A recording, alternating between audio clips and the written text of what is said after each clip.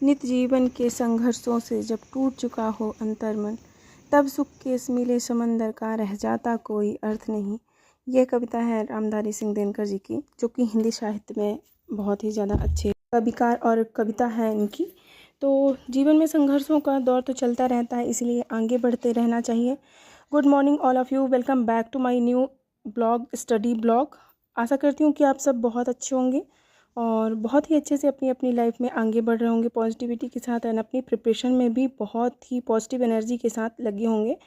तो आज मेरी दिन की शुरुआत हुई लगभग 5 बजे और उसके बाद मैंने अपनी पढ़ाई चालू करी 5 बजे से लगभग 7:30 बजे का, जो कि मेरा डेली का रूटीन रहता है अगर बच्चे नहीं जगे तो दुनिया की जीवन में संघर्ष तो हमेशा सबके जीवन में रहते हैं। ऐसा कोई भी व्यक्ति नहीं होगा जीवन में जिसके संघर्ष ना रहा हो, जीवन में जिन्होंने कोई भी परेशानी कभी लाइफ में फेस ना करी हो। तो दुनिया की कोई भी परेशानी आपके साहस से बड़ी नहीं होती है, मेरा ये मानना है। अगर आप अंदर से हिम्मत करके कोई भी चीज़ करो या फिर अपने अंदर से एक पॉजिटिव एनर्जी लेके चलो, तो आपका साहस ही आपको अपने लक्ष्य तक पहुंचा सकता है। एंड आपकी साहस ही बहुत बड़ा आपका हथियार होता है कि आप लाइफ में कभी टूटते नहीं हो।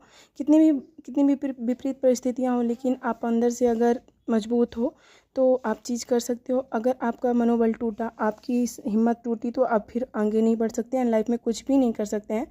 तो कुछ चीज़ें होती हैं कि अगर जीवन में एक टाइम के बाद मिलती हैं तो उन चीज़ों का वास्तव में, जैसे तब सुख मिले समंदर का रह जाता कोई अर्थ नहीं, तो वास्तव में ऐसा होता है कि उम्र निकल जाने के बाद अगर चीज़ें मिले, नौकरी मिले, जॉब मिले, तो फिर कोई मतलब नहीं रह जाता।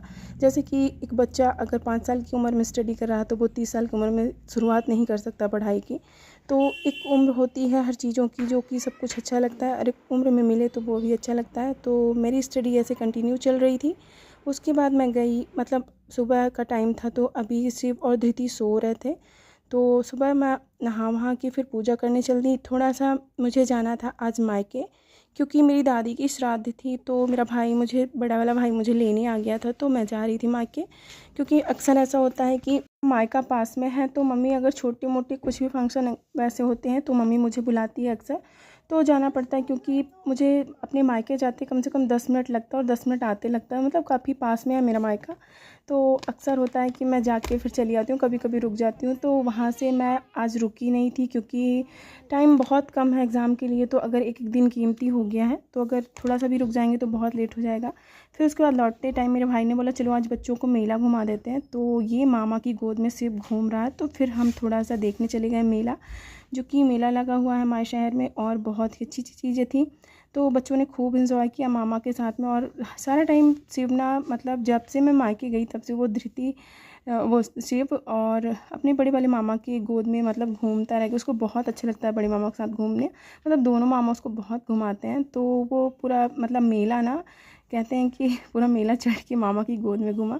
तो बहुत ही अच्छी चीज़ें थी देखने में, मतलब बहुत ही प्यारी प्यारी चीज़ें मेले में आती हैं। बाहर का सामान होता है, लेकिन मैंने थोड़ी बहुत ही चीज़ें ली। धृति और शिव को खिलौने वगैरह दिलवाए मामा ने, मतलब पूरा उनको फुल मेले का जो आनंद होता है वो मामा ने बढ़िया उनको दिलवाया। और शिव ये गाड़ी में बैठ के घूम रहा था।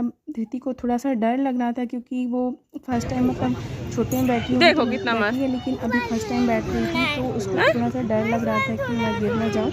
बाकी ये जंप वाला था, बड़ा वाला झूला था, तो उसमें गिर जाओ। वो नहीं बैठे तो ना बैठे, तुम भी बैठो, वो थोड़ा सा नीचे बैठे ना, मस्त मजा आएगा। देखो वगैरह जो होती हैं झूले में आती हैं बच्चों की एडवेंचर जो भी होते हैं, तो कुछ भी उसने नहीं किया, मतलब नहीं बैठी। पर शिव ना मौसी के साथ में घूम रहा था और दीदी को थोड़ा सा डर लग रहा था, तो वो रो रही थी। देखो कैसे बैठी होके देख रही थी कि कैसे घूम रहा है शिव। और मतलब बहुत ही अच्छी चीज़ें बाहर से आती हैं मेले में, कपड़े वगैरह, मतलब ज्वेलरी जितना भी होता है आर्टिफिशियल चीज़ें, तो वो सारी मेले में आती हैं। और ये शिव भी बैठी इसमें डर लगा तो वो नीचे अच्छा लगे मौसी के साथ में, तो मेरा मतलब पास ही में मेला लगता है। लेकिन कभी कभी ऐसा होता है कि बच्चे बाहर नहीं जाते हैं, तो जाना है। पढ़ाई की वजह से थोड़ा अब आएगी जिस चक्कर तो बैठ जाना, इसको भी बैठा दीजिए। कहीं भी थोड़ा सा लगा चलो आज तो उनको भी अच्छा लगेगा। तो फिर उसके बाद मेला घूमने गए और चीज़ें खरीदी। मतलब चीज़ें तो बहुत अच्छी थी, लेकिन इनका रेट और चीज़ें मतलब ख़राब हो जाती है इतनी जल्दी, अच्छी नहीं रहती हैं। तो मैंने जो थोड़ा सा एक आधी चीज़ें ख़रीदी थी, और मतलब सेब और दीदी ने तो बहुत ज़्यादा घूमा और मामा के साथ में और चीज़ें भी खरीदी।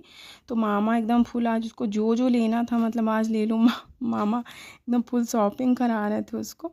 तो उसके बाद मैं आ गई घर, और घर आने के बाद बच्चे काफ़ी थक गए थे तो ये सो गए थे। तो शाम का टाइम है, मैंने इनके लिए खाना वाना बनाया। तो धृति को क्या होता है ना कि अक्सर जो घर में सब्ज़ी बनती है वो उसको पसंद नहीं आती, मतलब जो अलग सबके लिए बनती है। फिर मैंने उसके लिए भिंडी बनाई और बाकी लोगों के लिए ये वाली। फिर उसके बाद बच्चे के बाद मैंने उनको टाइमली सुला दिया। फिर उसके बाद जो भी टाइम मिला, मतलब बच्चा थक गए थे घूमते घूमते कि ये सब टाइम से सो गए थे।